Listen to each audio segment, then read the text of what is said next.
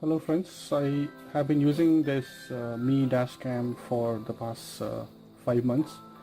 I had bought it from eBay for I think around 5,800 at that point of time. The only trouble that I have been facing with this Dashcam is that the menus are in Chinese. Obviously you cannot understand any of the settings. If you wanted to change the picture quality, or you wanted to change any of the settings, you have no idea because the language is in Chinese. So recently Mi has rolled out an update, a software update, which gives an option for English menus. So I'll be showing you how to update that firmware for this Mi Dashcam. So as you can see, the menus right now are all in Chinese, so you have no way to understand what you're trying to do. So all you have to do is download the Mi Dashcam app from Play Store, which I've already done. And once you open the app, you'll see an option which says firmware update. So click on this, and then you have to download the firmware on your phone first. Okay, so once that is done, so it says after your cell phone connects the Dashcam, please check push updates to update the Dashcam. So you have to just connect your phone with the Dashcam. So let's do that.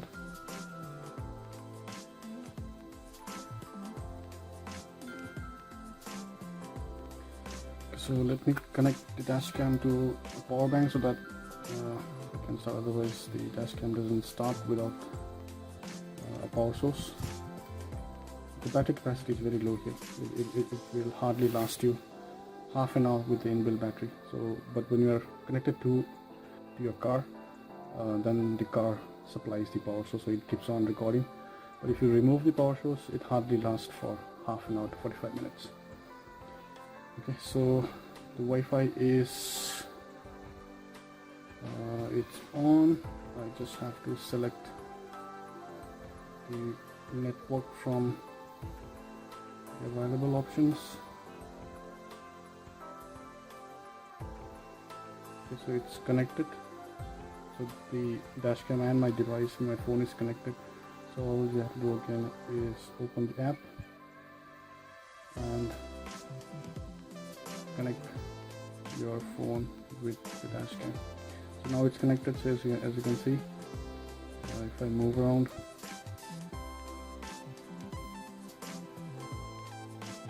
it's displaying whatever the Dashcam is capturing. Okay, so let me put aside the Dashcam, and once it is connected, it'll have an option which says push update.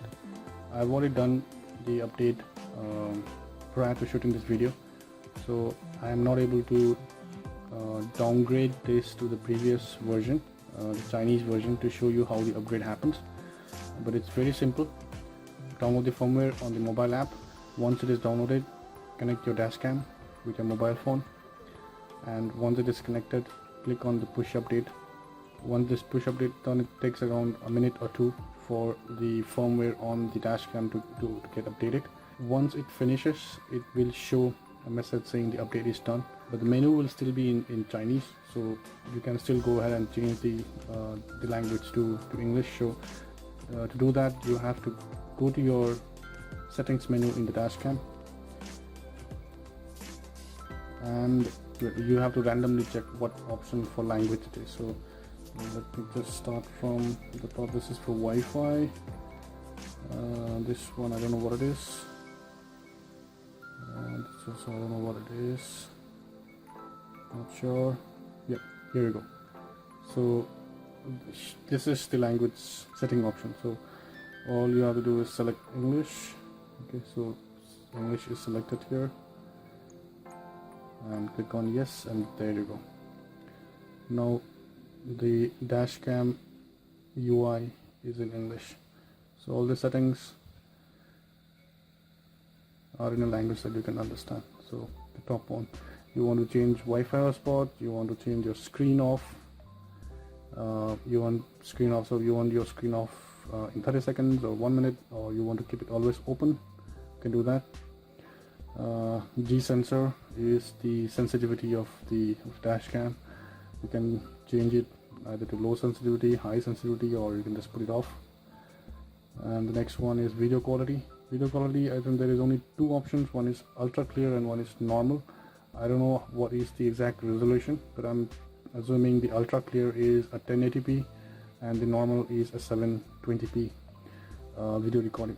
Then English, then TF card status is the memory card.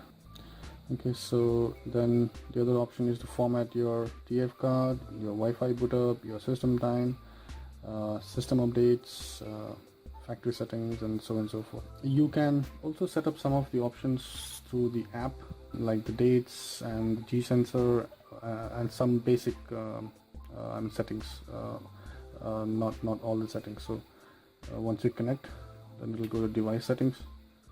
So here you can change the screen off time in G sensor, clock, and the boot up Wi-Fi speed. So clock, you can sync it with your mobile phone. It will ask Dashcam sync time with your phone. If you click on OK, then whatever system time that you have in your mobile will get synced with the Dashcam. I know many people who have this Dashcam always have that issue of not understanding the menu because it was all in Chinese. But with this new firmware update, I think that's going to help all the people who own this Dashcam. This is a very good Dashcam. I have been using it for the past almost 5 months, 5.5 months, and it hasn't given me any troubles. The video quality is very clear. It does loop recording, so it records the video in loop. That means the old videos that was initially recorded at the start of your journey will get deleted and it will get replaced by a newer version. So I had that issue when I went to Puducherry, where some of the most of the videos that I took at the initial start of the journey all got wiped out and got replaced with videos from Puducherry.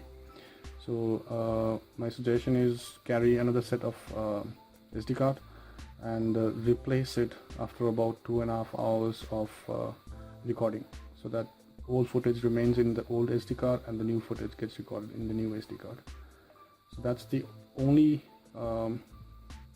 issue I have faced because it doesn't support a 64 gig memory card. So you need to have an extra 32 gig memory card as a backup if you want all the recordings of your journey intact. That's it for today. I hope you liked it and found it informative. If you did, please don't forget to subscribe, like, and share this video. Thank you so much and have a nice day. Bye bye.